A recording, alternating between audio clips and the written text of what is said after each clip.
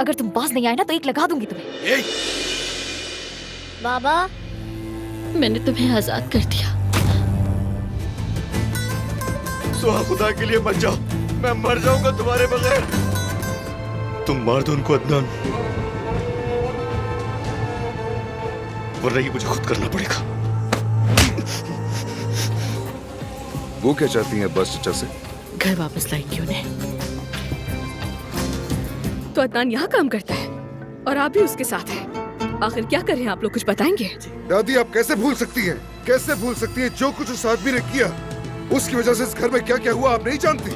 अदनान, हुआ क्या है? मुझे घबराहट हो रही है, बताओ मुझे। ज़मरुद, मैं